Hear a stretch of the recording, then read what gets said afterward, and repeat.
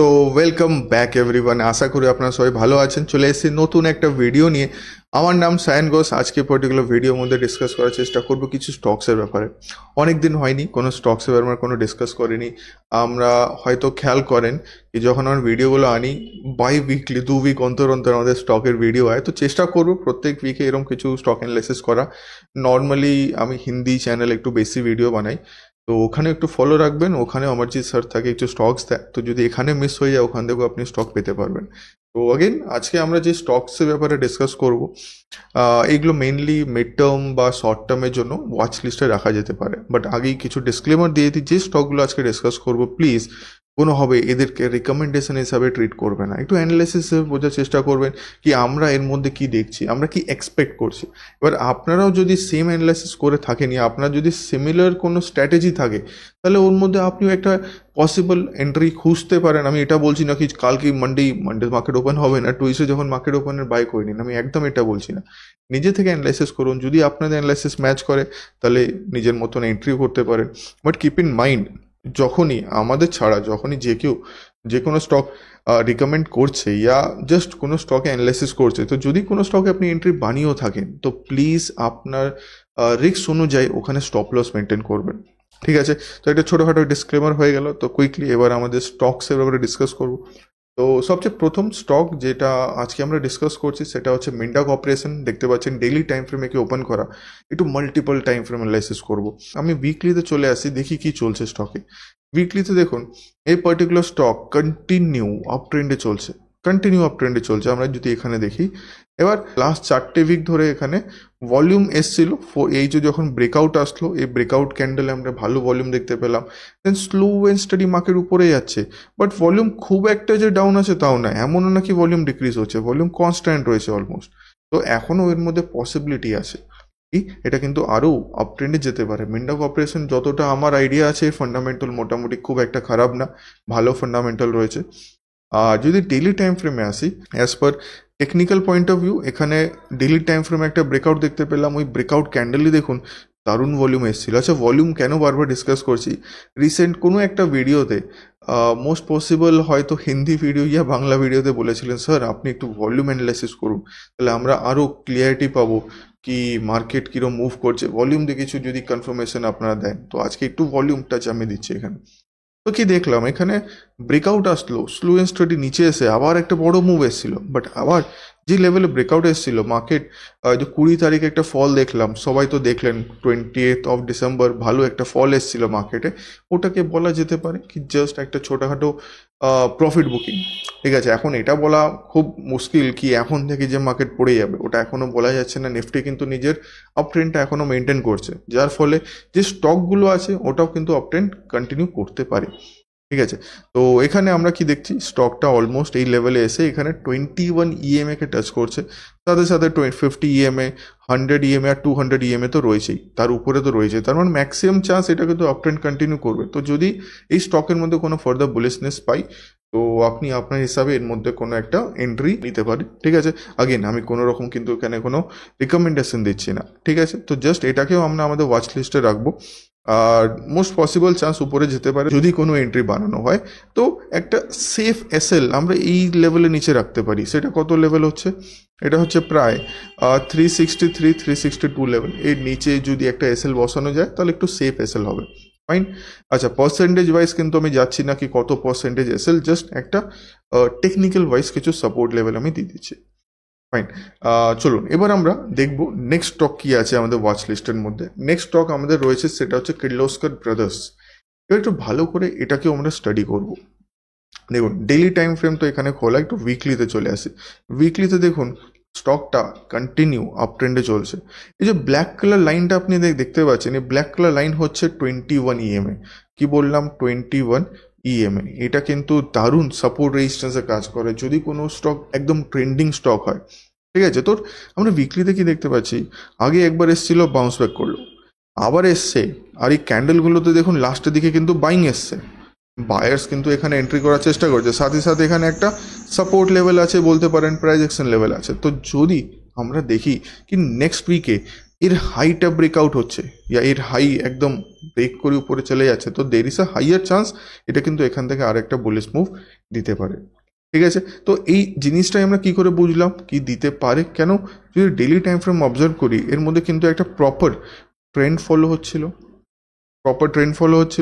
আপনি দেখুন একটা ডাউন ট্রেন্ডের পর, একটা স্লাইট ডাউন ট্রেন্ডের পর মার্কেট একটা ডাবল বটম বানানোর পর লাস্ট 2 দিনে কিন্তু একটা গ্রিন কালার ক্যান্ডেলও এসছে, সাথে সাথে সাপোর্ট লেভেল তো এখানে আছে। তো যদি আমরা দেখি কি এর হাই লেভেলের উপরে 945-এর উপরে যদি স্টকটা সাস্টেন করে, হাইয়ের পসিবিলিটি কিন্তু এর নিজের ট্রেন্ডটা কন্টিনিউ করবে। বাট যদি আমরা কোনো পজিশন বানিয়েও থাকি, ইয়া যদি আপনার কোনো পজিশন বানিয়ে থাকে, আমরা এই লেভেলের নিচে একটা স্টপ লস মেনটেন করব। আপনি বলতে পারেন এই স্টপ লসটা হবে 865 to 860 লেভেল, বেশি নিচে বসাবে না, এর নিচের লেভেল আমরা স্টপ লস মেনটেন করতে পারি। যদি স্টকটাকে নিজের ট্রেন্ডটা কন্টিনিউ করতে হয় ও কিন্তু এখান থেকে করে দেবে। ঠিক আছে, আই হোপ ক্লিয়ার হলো। তো দুটো স্টক এখন অবধি আমরা ডিসকাস করলাম, প্লিজ কোনো স্টককে অ্যাজ এ রিকমেন্ডেশন ধরবেন না। ফাইন, তো এই স্টকগুলোকে আমরাও আমাদের ওয়াচ লিস্টে রাখছি মিড টার্মের জন্য, যদি ভালো অপরচুনিটি পাই তো নিশ্চয়ই আমরাও একটা এন্ট্রি বানাতে পারি। আচ্ছা, নেক্সট স্টক যেটা আমরা আমাদের ওয়াচ লিস্টে রাখছি, জাস্ট আগের স্টকের মতন এরও অ্যানালাইসিস। আপনি দেখুন কি করছে স্টকটা, ডেইলি টাইম ফ্রেমে একটা ট্রেন্ড লাইন মেনটেন করছে। উইকলিতে যদি চলে আসে, উইকলিতে কি করছে, উইকলিতে রিসেট চার্ট করলাম, আপনি দেখুন একদম সিমিলার 21 ইএমএ, দেখুন একদম সিমিলার 21 ইএমএতে কিন্তু বারবার সাপোর্ট নেওয়ার চেষ্টা করছে। যদি ভালো করে ফলো করেন, এটাও কিন্তু ওয়ান টাইপ অফ স্ট্র্যাটেজি। যদি কোনো স্টক আপ ট্রেন্ডের সময় একদম 21 ইএমএতে সাপোর্ট নেওয়ার চেষ্টা করে, দেন ওখান থেকে যদি বাউন্স ব্যাক করে তাহলেও কিন্তু ভালো মোমেন্টাম আসে। তো অলরেডি আমরা দেখতে পাচ্ছি ডেইলি টাইম ফ্রেম একটা হ্যামার ক্যান্ডেল কিন্তু ফর্ম হয়ে গেছে। এখানেই দেখুন একটা হ্যামার ফর্ম হয়েছিল, গ্রিন কালার ছিল, যখন হাই ব্রেক করলো দেখুন কত দারুণ মুভ দিল, আবার কিন্তু অপরচুনিটি আসছে। আপনি এখানেও দেখুন হ্যামার ছিল, নিচে আসলো, আবার হ্যামার বানালো, আবার উপরে গেল। তো এখানে একটা চান্সেস রয়েছে, যদি এর হাই ব্রেকআউট করে মার্কেট কিন্তু বড় মুভ আপসাইড দিতে পারবে। তো এটাকে আমরা আপাতত ওয়াচ লিস্টে রাখবো। ডেইলি টাইম ফ্রেমে আবার আসলাম, ডেইলি টাইম ফ্রেম আমরা কি দেখছি, দারুণ একটা গ্রিন কালার ক্যান্ডেল বানিয়েছে। তো যদি এটা অ্যাজ এক্সপেক্টেড 3610 3600-এর উপরে সাস্টেন করে যায় আগামী কিছু দিনের মধ্যে, দেন একটা বুলিশনেস আমরা এর মধ্যে এক্সপেক্ট করতে পারি। ঠিক আছে, বাট আগেন এখানে যদি আপনাকে স্টপ লস বসাতে হয় কি স্যার, যদি স্টপ লস কোথায় বসাবো, দেন আমি বলবো একদম ক্লোজেস্ট স্টপ লস একদম এই লোয়ের নিচে হবে। প্রাইস আমি বলছি না, প্রাইস আমি নিজে দেখে নেবেন। আর যদি একটু দূরের স্টপ লস, একটু রিস্কি স্টপ লস রাখতে হয়, তাহলে এই লোটা মার্ক করে নিন। এখানে যে প্রাইস পয়েন্টটা হবে ওই প্রাইস পয়েন্টের কাছাকাছি স্টপ লস মেনটেন করতে পারেন।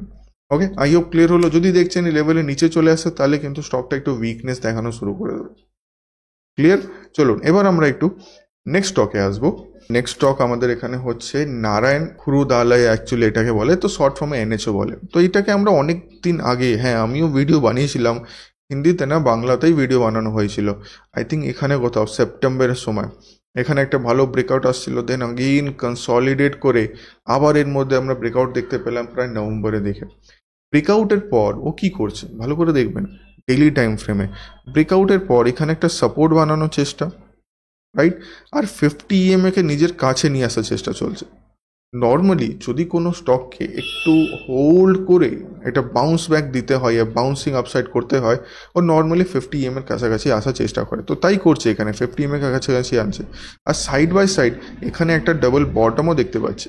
যদি এর নেকলাইনটা ব্রেক করে দেন এক্সপেক্টেড একটা বুলিশ মোমেন্টাম আসতে পারে, রাইট। আর আপনি যদি এখানে 21 ইএমএকে ফলো করেন, 21 ইএম এর কাছাকাছি এটা কিন্তু চলছে আপাতত, 21 ইএম এর মাঝখানে থেকেই ফ্লো করছে। আর 50, 100 আর 200 ইএমএ তো রয়েছেই, মানে তাদের উপরে তো রয়েছে, তার মানে হাইয়ার সিনারিও এটাও কিন্তু মেইন ট্রেন্ডটা কিন্তু ফলো করতে পারে। তো এটাকে আমরা আমাদের ওয়াচ লিস্টে রাখার চেষ্টা করব। এর হাইটা মার্ক করবেন, এর লোটা মার্ক করবেন। যদি দেখেন এর হাইয়ের উপরে কোনো বুলিশ প্যাটার্ন কিছু বানায়, দেন কোনো এন্ট্রি আমরা এখানে ভাবতে পারি। ঠিক আছে, তাহলে আমাদের এসএল কোথাও হবে একদমই লোয়ের নিচে, ইয়া 50 ইএমএ যেখানে চলছে ওখানে। ফাইন, ক্লিয়ার হলো। চলুন এবার আমরা একটু নেক্সট স্টক দেখবো কি নেক্সট স্টক আমাদের ওয়াচ লিস্টে কি আছে। নেক্সট স্টক যেটা রয়েছে সেটা হচ্ছে tata consumer product. Weekly time ফ্রেমে আসবো একটু, উইকলিতে কি করছে দেখুন। উইকলি টাইম ফ্রেমে দারুণ একটা ব্রেকআউট আমরা প্রায় পেয়েছিলাম সে অক্টোবরের সময়। আগেন উপরে গেল, রিট্রেস করলো, আগেন বাউন্স ব্যাক করে আপসাইডে আছে। বাট এই লাস্ট উইকের আগে যে দুটো উইক ছিল এখানে কিন্তু মার্কেট একটু কনসলিডেট করছিল। এবার করার পর লাস্ট উইকে দেখবেন ক্যান্ডেলও ভালো বানিয়েছে, ভলিউমও ভালো দিয়েছে, তো হাইয়ার পসিবিলিটি এটাই কিন্তু মেইন ট্রেন্ডটা কন্টিনিউ করবে। ঠিক আছে, এবার তা বলে কি এখনই এর মধ্যে এন্ট্রি নিয়ে নেবো? না, আমাদের একটু ওয়েট অ্যান্ড ওয়াচ করতে হবে। দেখুন, যদি এর মধ্যে কোনো প্রপার এন্ট্রি না পান, নট নেসেসারি যে এন্ট্রি করতেই হবে, কেন অলরেডি যদি খেয়াল করি ও একটা পুলব্যাক দিয়ে উপরে গেছে, বাট এখন এন্ট্রি নিলে একটু রিস্কটা বেশি। ঠিক আছে, তো আমরা একটু ওয়েট করবো, জাস্ট ওয়াচ লিস্টে রাখা, যে স্টকগুলো এখানে ডিসকাস করছি জাস্ট এগুলোকে ওয়াচ লিস্টে রাখা হচ্ছে। যদি আমরা এই স্টককে একটু সাপোর্ট লেভেলের কাছাকাছি পাই, যদি দেখা যায় কি একটু সাপোর্ট লেভেলের কাছাকাছি এসে কোনো বুলিশ প্যাটার্ন বানাচ্ছে, দেন অনলি আমরা এখানে কোনো বুলিশ সেন্টিমেন্ট পেতে পারি। তো ওই হিসাবে আপনি আপনার entry plus stop loss planning করতে পারেন। আর এক পয়েন্ট অলওয়েজ নিজের মাথায় রাখবেন কি যে কোনো টাইপ অফ সুইং ট্রেডিং বা মিড টার্ম ট্রেডিং করছেন, চেষ্টা করবেন 1:2 এর বেশি রিস্ক টু রিওয়ার্ড নেওয়া। মানে ধরুন আপনার যদি, আমি কথা বলছি, আপনার যদি রিস্ক 3% ইয়া 4% মতন হয়, এটা আমি রিস্ক বলছি, ঠিক আছে, তাহলে আপনার রিওয়ার্ড মিনিমাম 5-8% ইয়া 6-8% মতন হতে হবে। ঠিক আছে, তাহলে কিন্তু ওটাকে বেটার আমরা ট্রেডিং অপরচুনিটি বলবো বা এটা রিস্ক টু রিওয়ার্ড ওয়ালা ট্রেড বলবো। ঠিক আছে, ক্লিয়ার হলো? তো এই স্টকটা আপাতত ওয়াচ লিস্টে রাখবো, একদম এই সময় কোনো এন্ট্রি না। যদি একটু পুল ব্যাক করে আপসাইড যায় তাহলে হয়তো কোনো এন্ট্রি ভাবা যেতে পারে। স্টকটার নাম হচ্ছে টাটা কনজিউমার প্রোডাক্ট। আব নেক্সট স্টক আসবো, নেক্সট স্টক হচ্ছে EIH hotel. Daily time frame observe করবো, দেখুন একদম সিমিলার প্যাটার্ন যেটা একটু আগে অবধি আমরা চলছিল, আমরা সিমিলার প্যাটার্ন দেখলাম কি একটা ট্রেন্ড লাইনের কাছাকাছি এসে বাইং আসছে। আচ্ছা, উইকলিতে আসি, উইকলিতে কি চলছে? উইকলিতে আবার সেম দেখুন 21 EMA থেকেই একদম বাউন্স ব্যাক করার চেষ্টা করছে। তো there is a higher scenario, একদম হাইয়ার সিনারিও কি যদি এখান থেকে এই হ্যামারের পর এর হাইটা ব্রেক করে দেয় তাহলে কি হবে? পসিবল চান্স কি আপসাইড চলে যাবে, রাইট? দেখুন আজকে যদি ভালো করে ভিডিওগুলো ফলো করেন, একটা সিম্পল স্ট্র্যাটেজি এখানে বলার চেষ্টা করছি।